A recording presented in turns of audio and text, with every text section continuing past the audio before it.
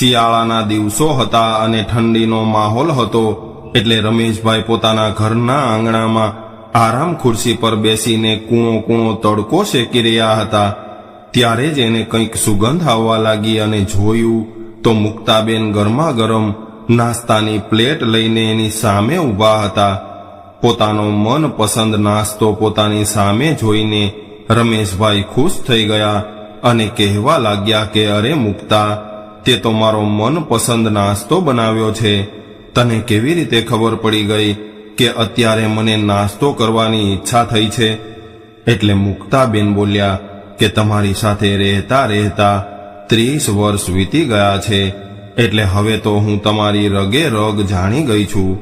ત્યારબાદ મુક્તાબેન થોડું હસીને પોતાનું રોજનું ભરતકામ કરવા બેસી ગયા. ત્યારે રમેશભાઈ બોલ્યા કે અરે મુક્તા, તું તો ફરીવાર એ જ કામમાં મશગુલ થઈ ગઈ છે. એટલે મુક્તાબેને કહ્યું કે આજે 2 ઓર્ડર હતા, એ પૂરા કરવાના છે.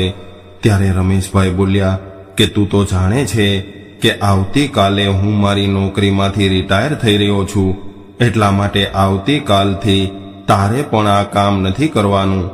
ભગવાનનું આપેલું બધું જ છે. દર મહિને દુકાનનું ભાડું આવે છે અને હવે તો રિટાયરમેન્ટ ઉપર 50 લાખ રૂપિયા પણ મળશે અને દર મહિને પેન્શન આવશે, એટલે આપણી બાકીની જિંદગી ખૂબ આરામથી વીતી જશે. જિંદગીની ભાગદોડમાં આપણું જીવન કેવી રીતે પસાર થઈ ગયું એની ખબર જ ન પડી. જવાબદારીઓના કારણે આપણે બંને એકબીજા સાથે ક્યારેય શાંતિથી 2 પળ માટે પણ આરામથી બેસી નથી શક્યા, પરંતુ હવે તો ખૂબ આરામથી જિંદગી જીવવી છે. રમેશભાઈએ નાસ્તો કરતા કરતા આવું કહ્યું. આવી રીતે રમેશભાઈ અને મુક્તાબેન વાતો કરી રહ્યા હતા. ત્યારે જ ફોનની રિંગ વાગી. એટલે રમેશભાઈએ જોયું તો એના દીકરા કિરીટનો ફોન હતો. એટલે રમેશભાઈ બોલ્યા કે હા બેટા, તમે લોકો મારા રિટાયરમેન્ટની પાર્ટીની તૈયારી માટે સવારે વહેલા પહોંચી જાજો, કેમ કે હવે 2 દિવસ બાકી છે અને મારી ઉમંગ સાથે પણ વાત થઈ છે, એ પણ સમયસર પહોંચી જશે. હા પપ્પા, તમે ચિંતા ન કરો, અમે સમયસર આવી જઈશું. રમેશભાઈ અને મુક્તાબેનને 2 દીકરા અને 1 દીકરી છે. મોટા દીકરાને પોતાનો પ્રાઇવેટ ધંધો છે અને નાનો દીકરો ઉમંગ એક કંપનીમાં નોકરી કરે છે. બંને દીકરા પોતપોતાના પરિવાર સાથે અમદાવાદમાં રહે છે. દીકરી કિરણ એના પતિ અને બાળકો સાથે સુરત રહે છે. રમેશભાઈ પણ સુરતમાં જ રહે છે. સુરતમાં એના બાપ દાદાનું પોતાનું મકાન છે અને બાજુમાં જ એક દુકાન છે જે એમણે ભાડા પર આપેલી છે. બીજા દિવસે બંને દીકરા વહુઓ અને એના પૌત્ર સવારમાં આવી ગયા અને પાર્ટીની બધી જ તૈયારી સારી રીતે થઈ ગઈ.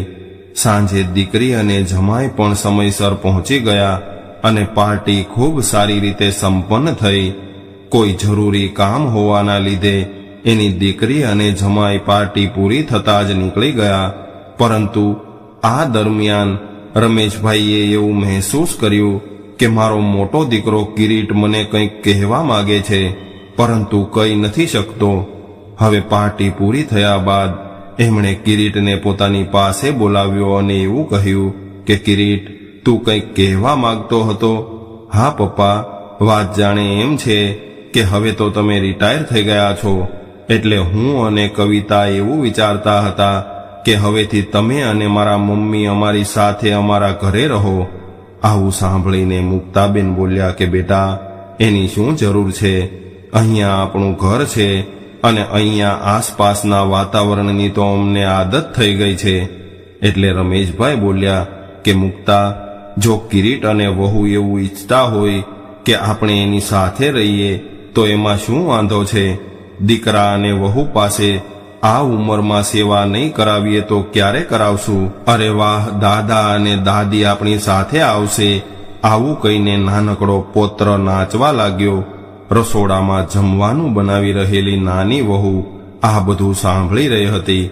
એટલે રસોઈ પડતી મૂકીને તરત જ એ પોતાના પતિ તરફ દોડવા લાગી. એટલે ઉમંગ બોલ્યો કે અરે શું થયું છે? તું કેમ આટલી ઉતાવળમાં આવી રહી છો? શું આભ તૂટી પડ્યું છે? ત્યારે એની પત્ની બોલી કે અરે મોટા ભાઈ મમ્મી પપ્પાને પોતાના ઘરે લઈ જવાનું કહી રહ્યા છે અને પપ્પા પણ માની ગયા છે. હવે તો રિટાયરમેન્ટના બધા જ રૂપિયા મોટા ભાઈ અને ભાભી લઈ લેશે અને તમે હાથ ઘસતા રહી જશો. ત્યારે ઉમંગ બોલ્યો કે અરે મોટા ભાઈ એમ કેમ લઈ જશે? હું હમણાં જ પપ્પા સાથે વાત કરું છું.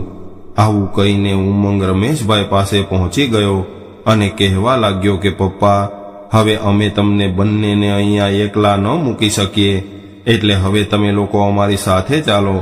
ત્યાં તો નાની વહુ પણ પાછળ આવી ગઈ.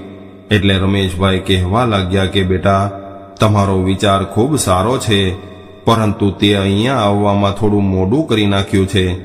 હવે તો કિરીટ સાથે જવાનો અમારો પ્રોગ્રામ બની ગયો છે. આવું સાંભળીને ઉમંગના ચહેરા પર ઉદાસી છવાઈ ગઈ. નાના દીકરાની ઉદાસી માતા પિતા ન જોઈ શક્યા, એટલે એ બંને પોતાના રૂમમાં જઈને કંઈક વાતો કરવા લાગ્યા. થોડી વાર બાદ બહાર આવીને રમેશભાઈ બોલ્યા કે બેટા, અમે એક નિર્ણય લીધો છે. બેટા, અમારા બંને દીકરા અમને ખૂબ પ્રેમ કરે છે. આવું જાણીને અમને પણ ખૂબ સારું લાગ્યું, પરંતુ એક જ સમય પર અમે બંનેના ઘરે તો ન રહી શકીએ. એટલા માટે અમે એવું વિચાર્યું છે કે અમે 6 મહિના કિરીટના ઘરે રહીશું અને 6 મહિના ઉમંગના ઘરે.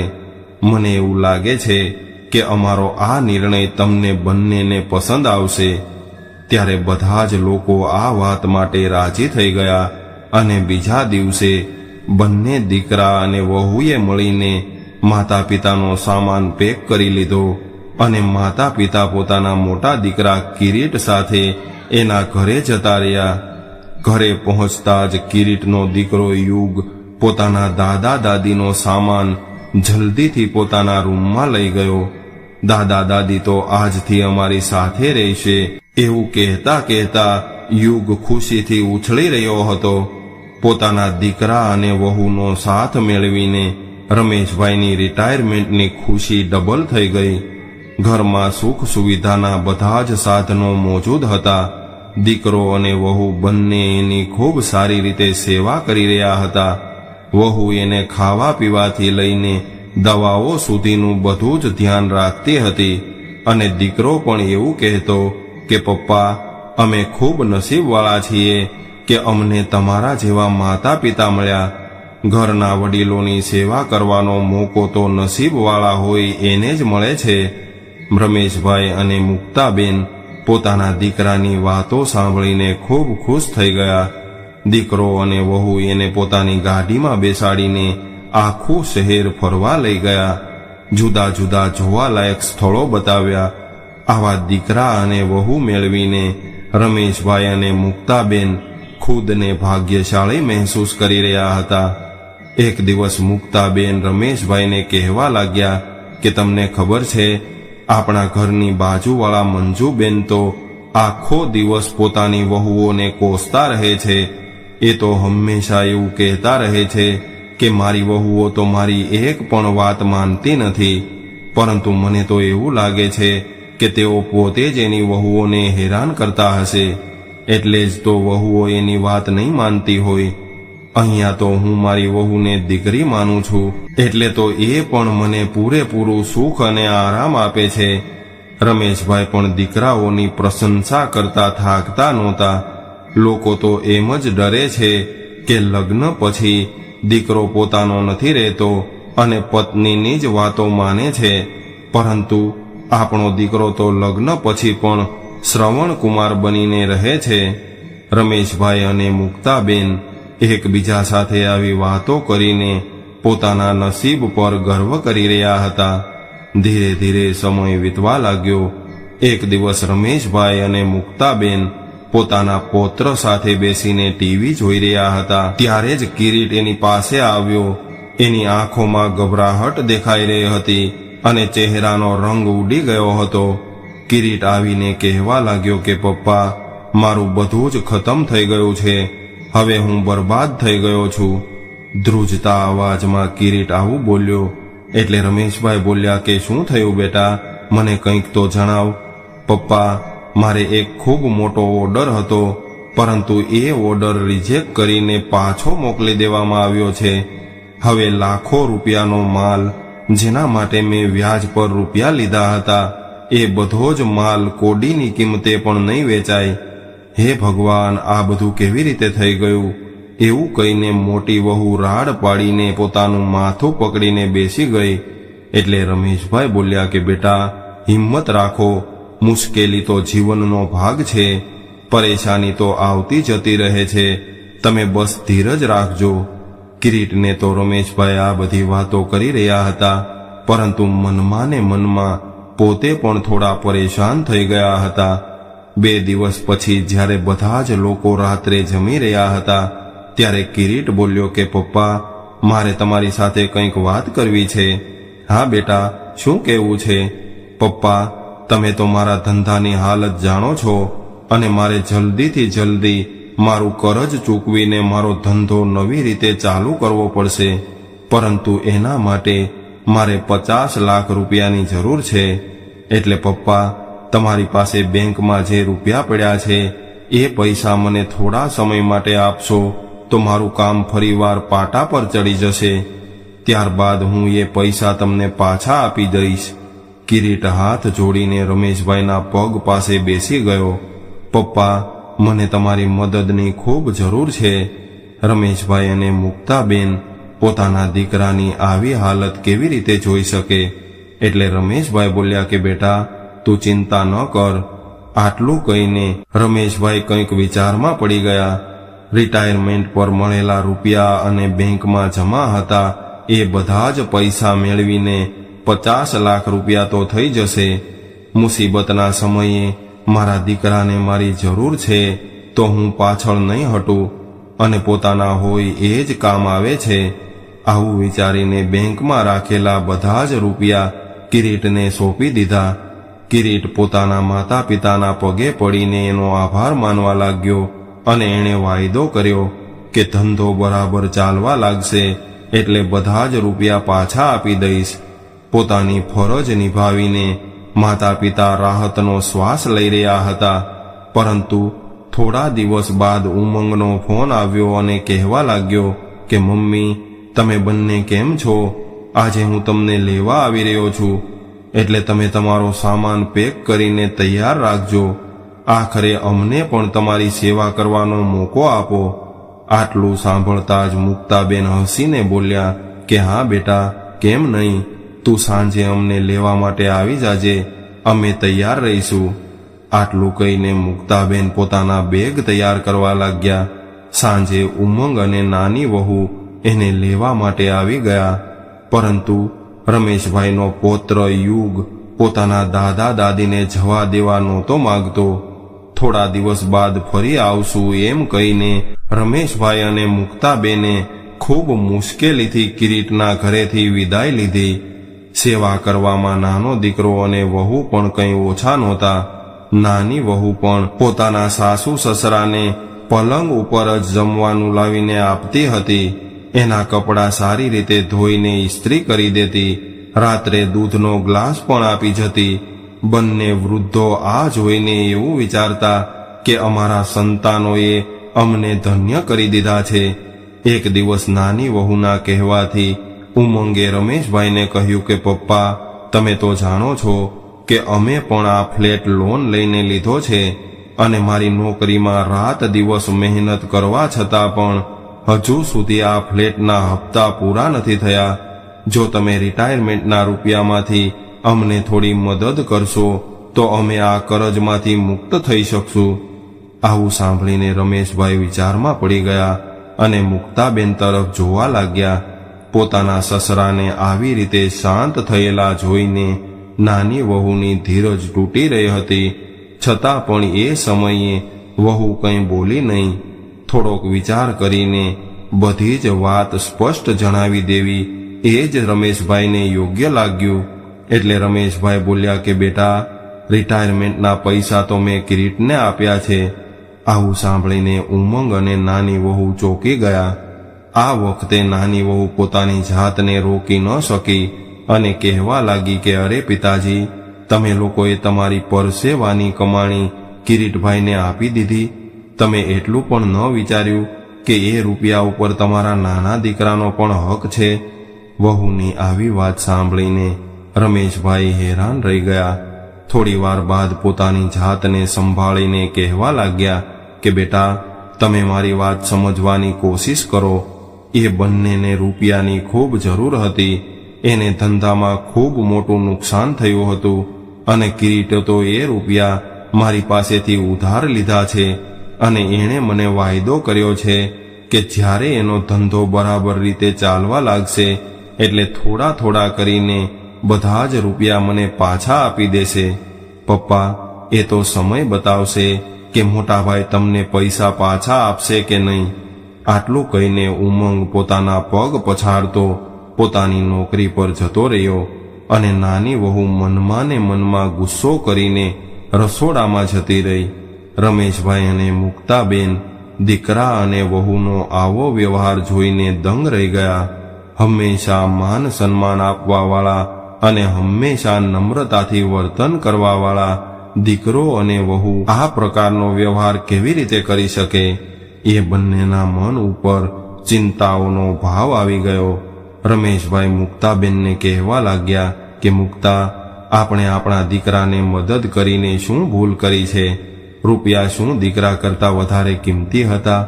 અઠવાડિયામાં 1 અથવા તો 2 વખત કિરીટ પણ પોતાના માતા પિતાને ફોન કરીને હાલચાલ પૂછી લેતો, પરંતુ થોડો સમય વીતી ગયો હતો અને આ વખતે કિરીટનો ફોન પણ આવ્યો નહોતો. રમેશભાઈ ખૂબ આતુરતાથી એ દિવસે રાહ જોઈ રહ્યા હતા કે જ્યારે કિરીટ એને થોડા રૂપિયા પાછા આપે અને એ દિવસે તેઓ ઉમંગને દેખાડી દેશે કે મારા મોટા દીકરા ઉપર વિશ્વાસ કરીને મેં કોઈ ભૂલ તો નથી કરી. પરંતુ ત્યાર પછી પણ 2 મહિના વીતી ગયા છતાં પણ કિરીટનો ફોન ન આવ્યો. એટલે રમેશભાઈએ કિરીટને ફોન કરીને થોડા રૂપિયા માંગ્યા, પરંતુ કિરીટે એવું કહીને ફોન મૂકી દીધો કે પિતાજી, મારે હજુ થોડો વધારે સમય લાગશે, કેમ કે અત્યારે તંગી ચાલી રહી છે, અને સાથે સાથે એમ પણ કહી દીધું કે તમે હજુ થોડા દિવસ ઉમંગના ઘરે રહેજો. કિરીટના આવા વ્યવહારના કારણે એ બંનેને કંઈ સમજાતું નહોતું કે હવે શું કરવું. જોત જોતામાં મહિના વીતવા લાગ્યા, પરંતુ કિરીટે 1 રૂપિયો પણ પાછો આપ્યો નહીં અને ન તો એને પોતાના ઘરે લઈ જવા માટે આવ્યો. આખરે એક દિવસ રમેશભાઈ કિરીટના ઘરે ગયા અને પોતાના રૂપિયા વિશે પૂછ્યું તો વ્યવસ્થિત રીતે જવાબ આપવાના બદલે કિરીટ તો વાઘની જેમ ગરજવા લાગ્યો અને કહેવા લાગ્યો કે તમે લોકો તો કેવા માતા પિતા છો?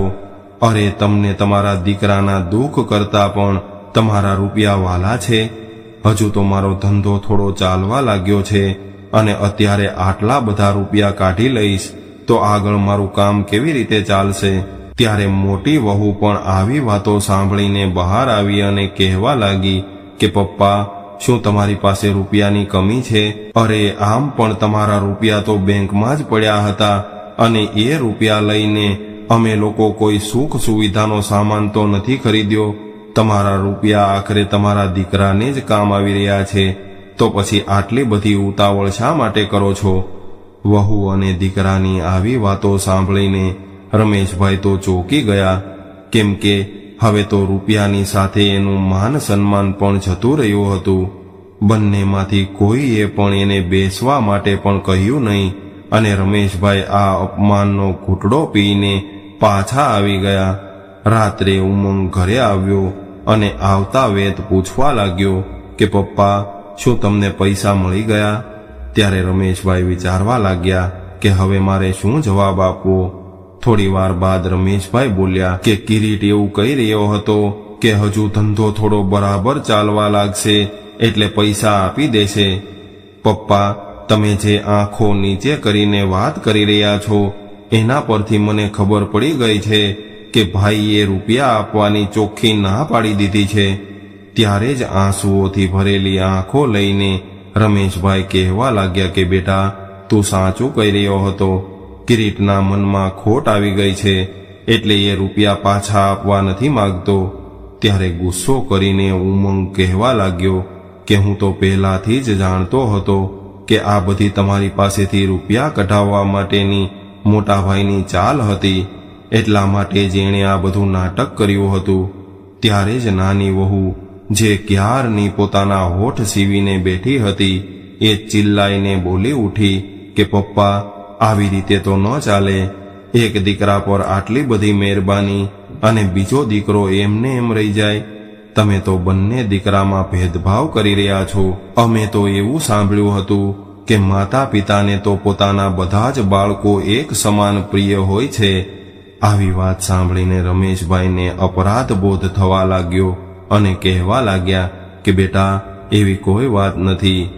એવી કોઈ વાત ન હોય તો તમારી પાસે જે દુકાન છે એ અમારા નામે કરાવી આપો. દીકરાના મોઢેથી આવું સાંભળીને મુક્તાબેન બોલ્યા કે બેટા, અમે તો સપનામાં પણ આવું વિચાર્યું નહોતું કે અમારા દીકરા અમને આવો દિવસ પણ દેખાડશે. એટલે રમેશભાઈ બોલ્યા કે નહીં મુક્તા, આપણા દીકરા અને વહુએ આપણી પાસેથી પ્રેમનો પુરાવો માંગી લીધો છે, તો ઠીક છે, હું કાલે જ આપણી દુકાન ઉમંગના નામે કરાવી આપું છું. રમેશભાઈનું આટલું કહેવાની જ વાર હતી કે ઉમંગ અને નાની વહુના ચહેરા પર સંતુષ્ટિના ભાવ આવી ગયા અને એકબીજાને જોઈને હસવા લાગ્યા. આખરે એની ચાલ પણ સફળ થઈ હતી. પોતાના રૂમમાં ગયા બાદ મુક્તાબેને રમેશભાઈને કહ્યું કે સાંભળો છો, એક ભૂલને સુધારવા માટે બીજી ભૂલ કરવી એ ક્યાંની સમજદારી છે. ત્યારે રમેશભાઈ લાચારી ભર્યા અવાજે બોલી ઉઠ્યા કે હું શું કરું મુક્તા, મારી પાસે બીજો કોઈ રસ્તો જ નથી રહ્યો. ત્યારે મુક્તાબેન બોલ્યા કે તમે જરાક વિચાર તો કરો, આ દુકાન ઉમંગના નામે કરી દેશો, ત્યારબાદ આપણી પાસે તો કંઈ પણ નહીં વધે, તો આપણે આપણો ખર્ચો કેવી રીતે ચલાવશું? કંઈ વાંધો નહીં મુક્તા, આપણે આપણા સંતાનો પ્રત્યે આપણી ફરજ પૂરી કરી દીધી છે. જે આપણા મૃત્યુ બાદ એને મળવાનું હતું એ પહેલા જ મળી ગયું છે, અને થોડા દિવસોમાં આ મહિનાનું પેન્શન પણ આવી જશે અને દુકાનનું ભાડું પણ આવી જશે. આવી રીતે ધીરે ધીરે સમય વીતવા લાગ્યો અને થોડા દિવસ બાદ પણ દુકાનનું ભાડું આવ્યું નહીં. એટલે રમેશભાઈએ ભાડુઆતને ફોન કરીને ભાડા વિશે પૂછ્યું તો ભાડુઆતે એવું કહ્યું કે ભાડું તો મેં આપી દીધું છે. ત્યારે રમેશભાઈ બોલ્યા કે તમે ભાડું આપી દીધું છે, પરંતુ મને તો મળ્યું નથી. તમે કોને ભાડું આપ્યું છે? એટલે ભાડુઆત બોલ્યો કે અમે આ દુકાનના નવા માલિક ઉમંગભાઈને ભાડું આપ્યું છે. આવું સાંભળીને રમેશભાઈને જાણે કે ઝટકો લાગ્યો હોય એવી રીતે ચોંકી ગયા. હવે તો વૃદ્ધ પતિ પત્ની બંને માનસિક વેદનામાંથી પસાર થઈ રહ્યા હતા. હવે એને ઘર તો પારકું લાગી રહ્યું હતું, પરંતુ પોતાનું લોહી પણ પારકું થઈ ગયું હતું. મુક્તાબેને પાછા પોતાના ઘરે જવાની વાત કરી એટલે રમેશભાઈ બોલ્યા કે પોતાના દીકરાઓ સાથે આટલી શાંતિથી નીકળ્યા હતા, હવે ત્યાં જ પાછા જઈશું તો લોકો કેવી વાતો કરશે. સવાર સવારમાં એની દીકરીનો ફોન આવ્યો અને કહેવા લાગી કે મમ્મી પપ્પા, તમને તમારા લગ્નની વર્ષગાંઠની ખૂબ ખૂબ શુભકામનાઓ.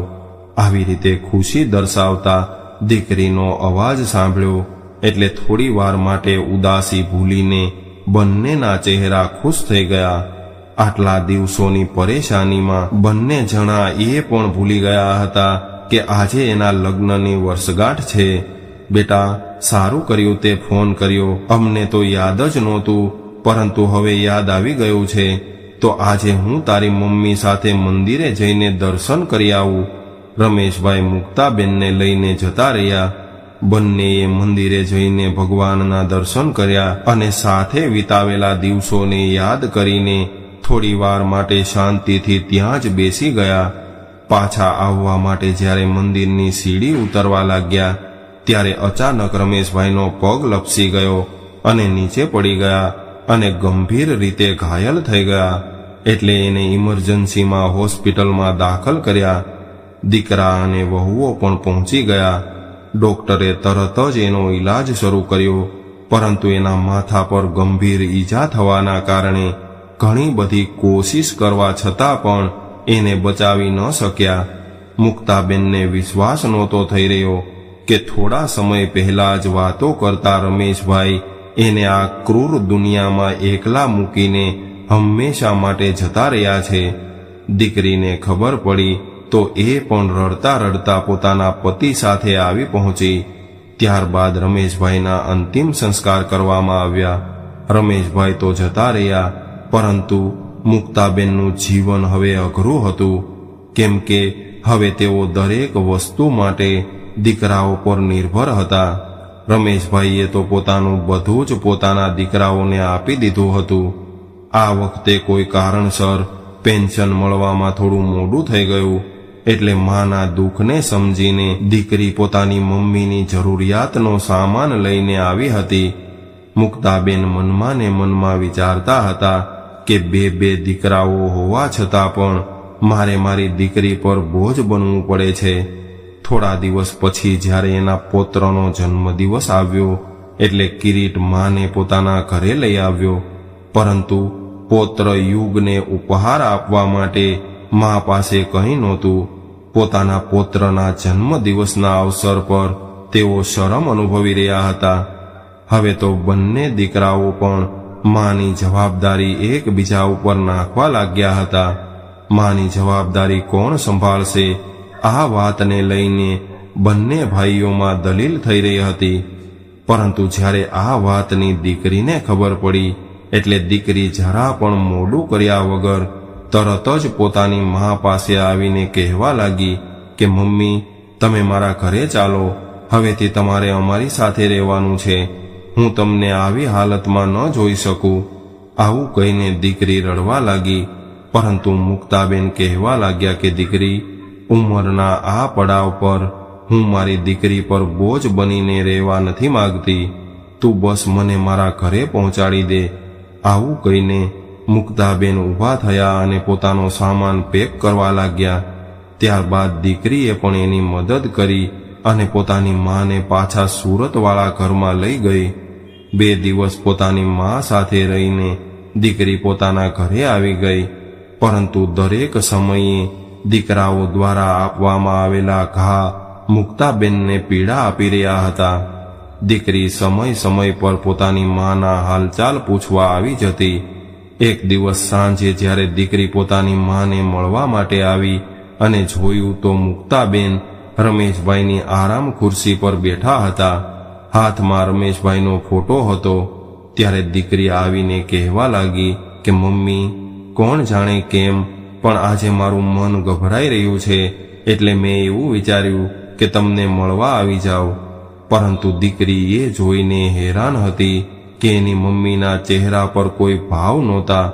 એટલે દીકરીએ જ્યારે મુક્તાબેનને હાથ લગાવ્યો તો મુક્તાબેન નિઢાલ થઈને ખુરશી પરથી પડી ગયા, કેમ કે એના શરીરમાંથી પ્રાણ પંખેરું ઉડી ગયું હતું. માતા પિતા આ દુનિયામાંથી જ નહીં પરંતુ પોતાના દીકરાઓથી પણ મુક્ત થઈ ગયા હતા. મિત્રો, સંતાનો એ ભૂલી જાય છે કે આ એ જ મા બાપ છે જેમણે આપણને સારી જિંદગી આપી અને જીવવાને લાયક બનાવ્યા છે. જેટલો પ્રેમ આપણે આપણા બાળકોને કરીએ છીએ, શું એટલો જ પ્રેમ આપણે આપણા માતા પિતાને ન આપી શકીએ? કદાચ માતા પિતા બીમાર થઈ જાય તો આપણે ફક્ત એક જવાબદારી સમજીને એનો ઈલાજ કરાવીએ છીએ, પરંતુ માતા પિતાની જગ્યા ઈશ્વર કરતાં પણ ઊંચી હોય છે. આ વાત આપણને ત્યારે સમજાય છે જ્યારે આપણા પોતાના બાળકો આપણી સાથે એવો જ વ્યવહાર કરે છે. જેવું વાવીએ છીએ એવું જ લણવા મળે છે. એ જ સૃષ્ટિનો નિયમ છે. તો મિત્રો, આજની વાર્તા તમને કેવી લાગી કોમેન્ટમાં જરૂર જણાવજો, અને પસંદ આવી હોય તો વિડીયોને લાઈક, શેર અને નવા હોય તો ચેનલને સબસ્ક્રાઇબ જરૂરથી કરજો. હર હર મહાદેવ.